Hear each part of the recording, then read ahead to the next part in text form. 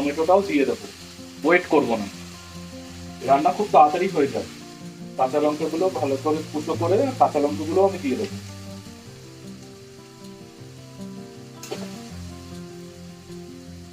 কাঁচা লঙ্কাগুলো দিয়ে নেবো। নমস্কার বন্ধুরা, আপনারা দেখছেন আর্ট ইজ মেন্স, আপনাদের সঙ্গে আমি অরিজিৎ। আজকে একটা দারুণ রেসিপি নিয়ে চলে এসেছি। রেসিপির যে মেন ইনগ্রেডিয়েন্টস সেটা হচ্ছে চিংড়ি মাছ। এই দেখুন, একদম বাজার থেকে ফ্রেশ চিংড়ি নিয়ে আসা হয়েছে, ধুয়ে হলুদ এবং নুন মাখিয়ে রাখা হয়েছে।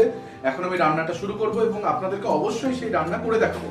তো আজকের রান্নার নাম দেওয়া হয়েছে দুধ চিংড়ি। তো দুধ চিংড়ি করব আমি কি করে, তার জন্য আপনাদেরকে কিন্তু পুরো ভিডিওটা শেষ পর্যন্ত দেখতে হবে এবং শেষ পর্যন্ত দেখে অবশ্যই কিরকম লাগলো তার মতামতটা কিন্তু আপনাদেরকে দিতে হবে। তো কোনো রাগ ঢাক না করে শুরু করছি আজকের ভিডিও। পরিমাণ মতন তেল দিলাম, তেলটা গরম হলেই আমার বেছে রাখা চিংড়ি মাছগুলো আমি ভেজে নেব একটু। আর আমার আজকের রেসিপি তৈরি করবার জন্য লাগবে টমেটো, লাগবে কিছু কাঁচা লঙ্কা, আর আমার কাছে দুটো বেগুন রয়েছে, এই দুটো বেগুন,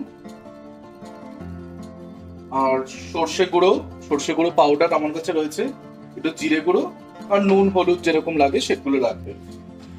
আমি নাম দিয়েছি দুধ চিংড়ি। তো দুধ চিংড়ির জন্য আমি কি দুধ ইউজ করব? আমি ইউজ করব নারকেলের দুধ। নারকেল কুড়িয়ে রাখা রয়েছে। এই নারকেল কুড়ানোর পরে যে আমি কাপড় দিয়ে ভালো করে এটাকে ছাকবো, তো যেই দুধটা বেরোবে সেইটা আমি ইউজ করব।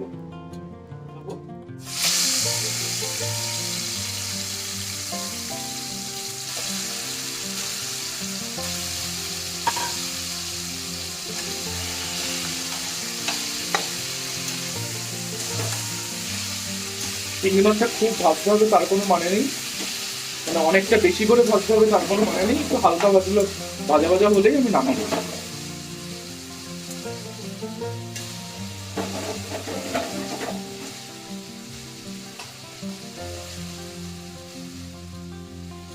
তো চিংড়ি মাছটা ভাজা হোক, ততক্ষণে আমি বেগুন টমেটো এগুলো আমি কুচো কুচো করে কেটে নেবো।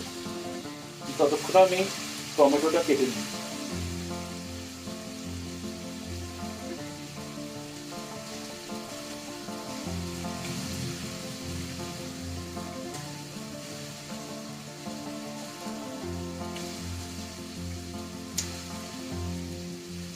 আমি কেটে রাখা টমেটোটাও দিয়ে দেবো, ওয়েট করবো না, রান্না খুব তাড়াতাড়ি হয়ে যায়। কাঁচা লঙ্কাগুলো ভালো করে কুচো করে কাঁচা লঙ্কাগুলো আমি দিয়ে দেবো।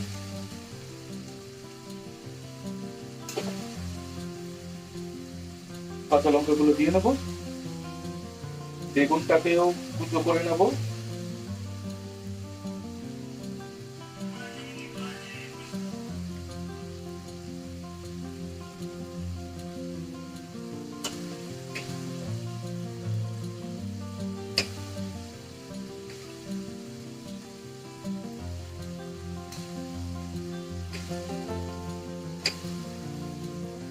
বেগুনটাও আমি দিয়ে দিলাম।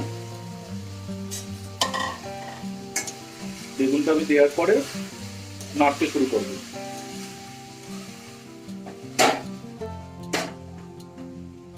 এটা আমি সাদা কাপড়ের মধ্যে নিয়ে দুধটা বার করে নেবো চেপে।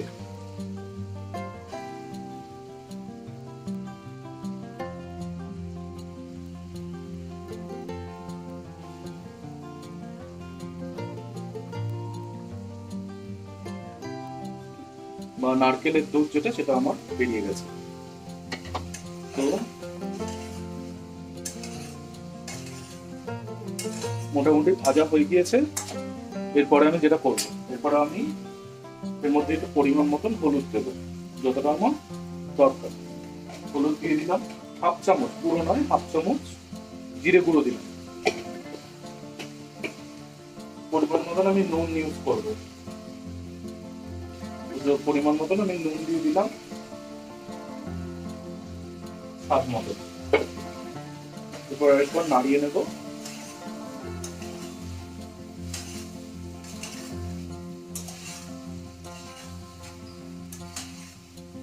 তো জলটা কাটলেই, তারপরে জলটা একটুখানি শুকিয়ে আসলে আমি এই দুধটা অ্যাপ্লাই করবো এর মধ্যে।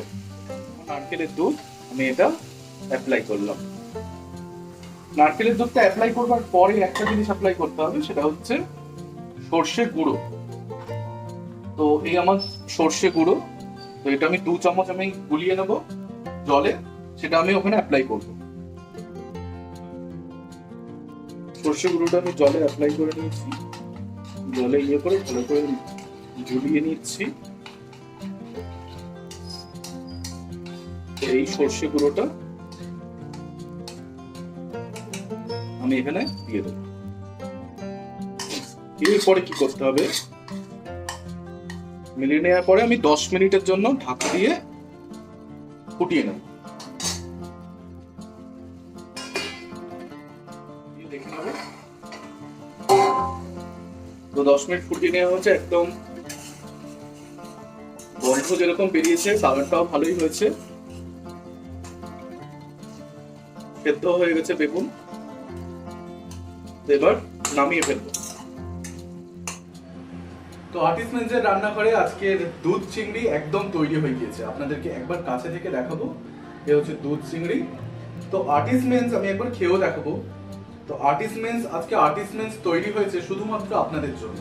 আপনারা পাশে রয়েছেন বলেই আমরাও টুক টুক করে এগিয়ে যাচ্ছি। আমরা এই মুহূর্তে আর্টিসমেন্স, এই মুহূর্তে যে পেজটা আপনারা দেখছেন, এটা নিয়ার অ্যাবাউট 2 বছরের কাছাকাছি। আমরা অনেকটা এগিয়ে গিয়েছি আপনাদের জন্য। আশা করছি সামনের দিনগুলোতেও আপনাদেরকে এইভাবেই আমরা পাশে পাবো। তাই এই ভিডিও যারা দেখছেন, যারা নতুন, তারা অবশ্যই একবার সাবস্ক্রাইব করে দিন, ফলো করে দিন এবং বেল বাটনটাতে ক্লিক করে দিন। নমস্কার।